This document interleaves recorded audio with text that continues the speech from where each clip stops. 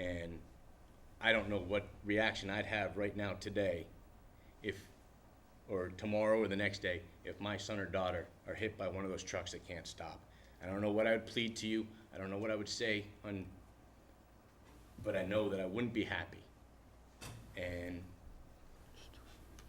I'm just at a loss, because I think that there's something, raised sidewalks, they exist in Lexington, and they exist in other towns.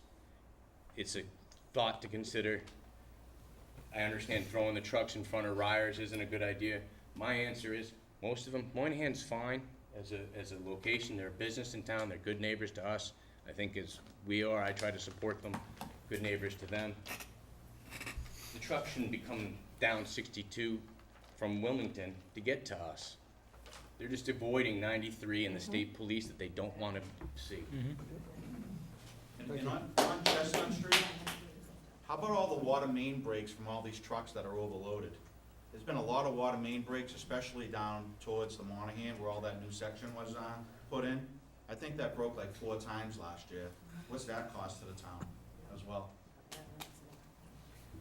I think that, I don't think there's anyone here on the board that isn't concerned or compassionate about the issue. Is that resolving it or, you know, preventing trucks from that street, or even during certain periods of time, is not something we can mandate by board action here. What we can do is, you know, try to find a pathway to approach it in a legal manner, you know, whether it's in part supporting the chief in his requests, or, you know, spending some money on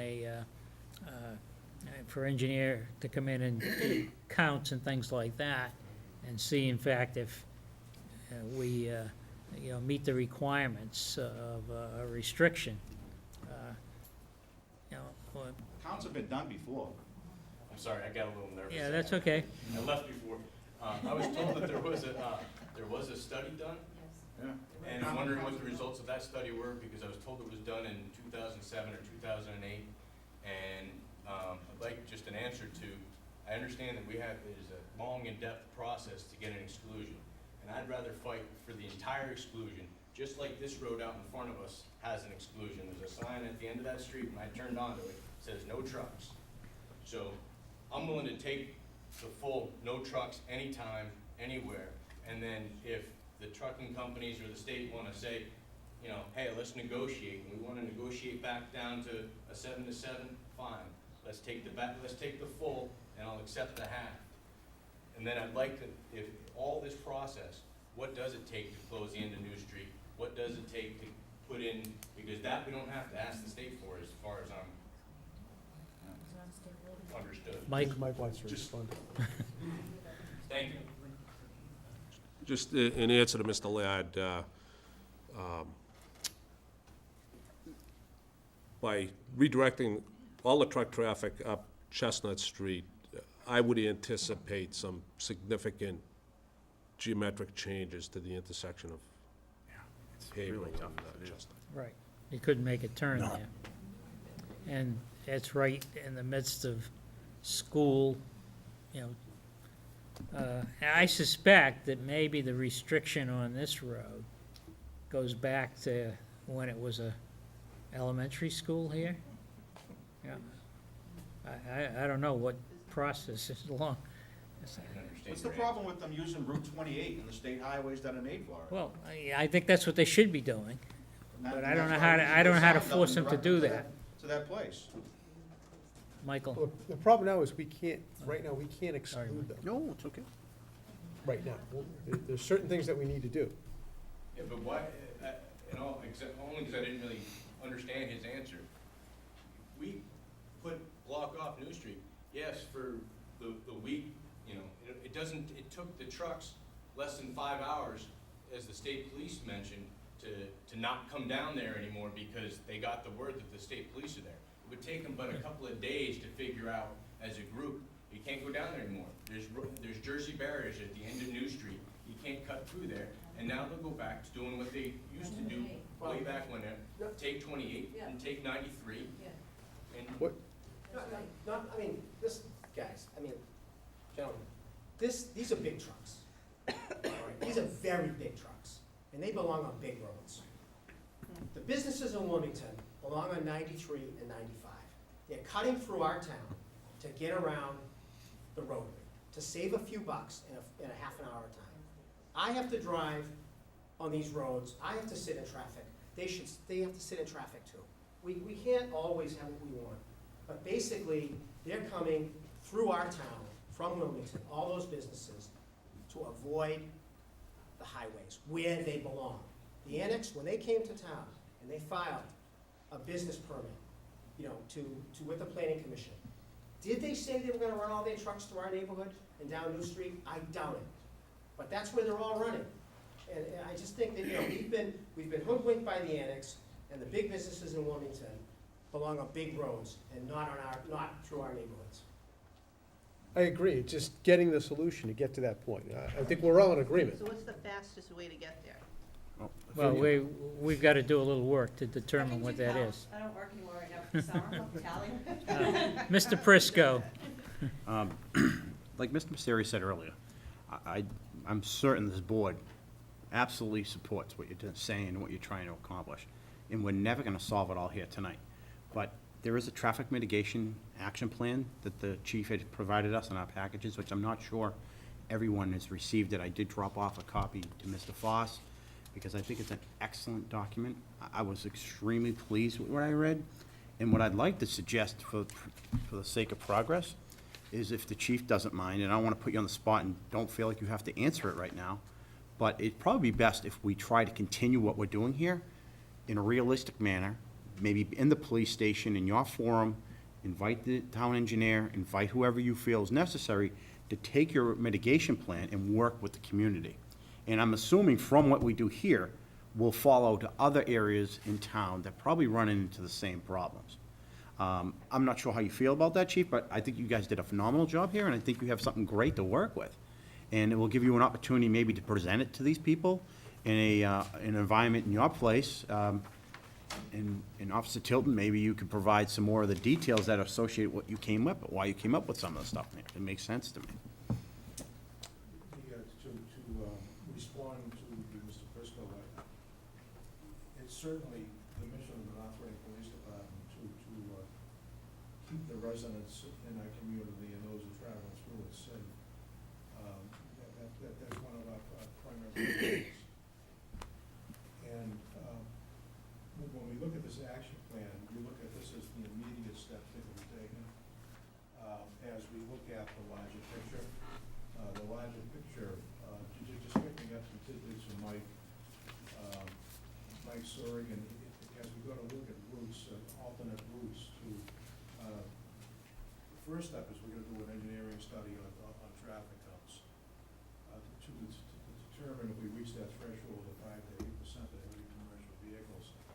And then we'll work with the DPW, looking at alternate routes, but those alternate routes, there may be significant engineering changes that have to be done to certain intersections, so that, like as Nathan was saying, they don't have to go from the left-hand lane to take a right-hand turn.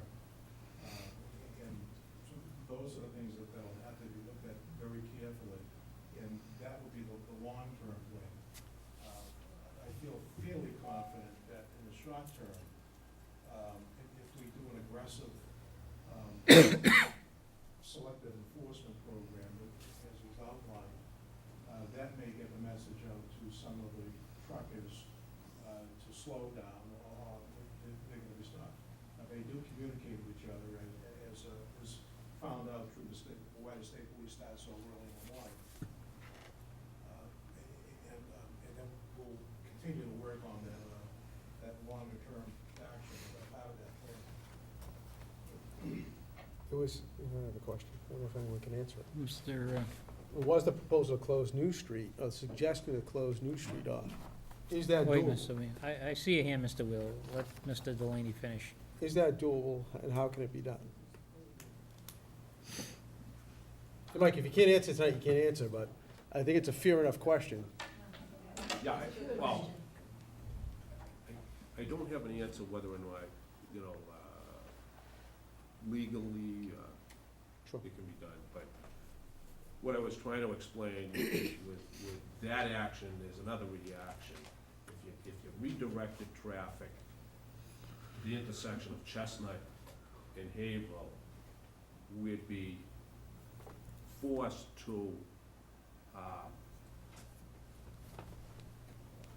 I'm gonna say reconstruct a portion. I of understand the that intersection. I think what you would force, though, you'd force them down 62, though, because I don't think they'd Right. want to take that turn coming from Chestnut onto Haverhill Street. But it brings them back down into that Rise But section. it brings, Which is difficult to make a turn there too, so.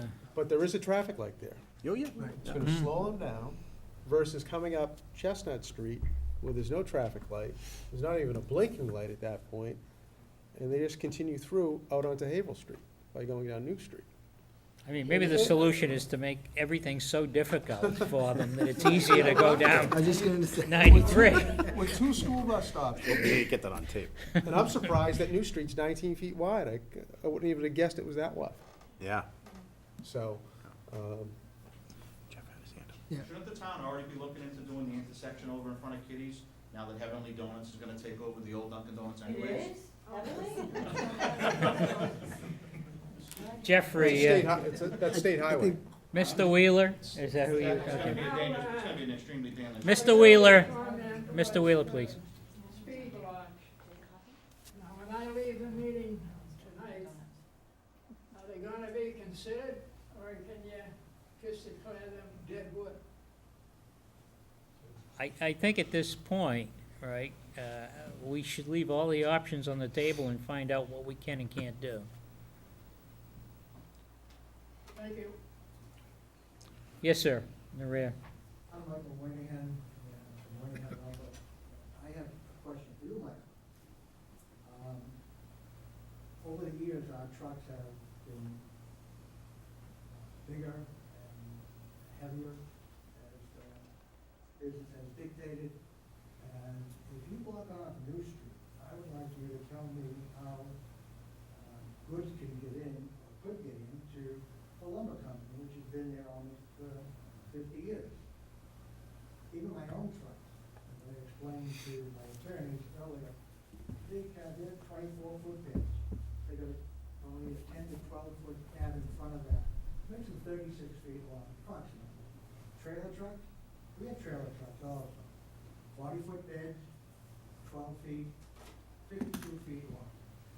There is no easy way that any of our vehicles can make a turn where Dr. Mahoney used to live, where many accidents have occurred. Mr. Wheeler, you can attest to it, we've been neighbors a long time. If we go down to where Ryder's store is and take a left-hand turn, we have 2 options. One, to stop traffic, which would be an impediment to go over Central Street Bridge, or go down to the next intersection. Again, impeding traffic and making that long swing around and come down Chestnut Street. So, the problem is posed. Mhm. You know, I see the neighbors' problems. I hope my trucks are not at fault. My guys, my truck drivers try to do the best they can. They came to me when they saw the state police team there on Friday, and they told me that, you know, the speed limit is 25 miles per hour, and they maintain that. But even me, last Friday night, when I left the lumber company, there was a young man on a motorcycle, he had to be going 45 miles an hour. Right in front of the playground. That's where you should put your emphasis. If you want to stop the speeding, catch it from the beginning to where it used to live, not when you're pulling around the corner. I also mentioned earlier to my attorneys that maybe a way to stop the traffic from speeding might be to put a camera, like they do in other states, other unions, and catch the number plates, and not just cite them, but put a fee on them. And that includes my own. If I'm at fault, fee me. But I don't think that we're at fault as much as others. I can sit in my office window and watch them fly back all the time. So those are just options out there too. I would like to work with the town as I have for many, many years. And hopefully together we can solve the problem. one suggestion might be just to split the difference, since there's,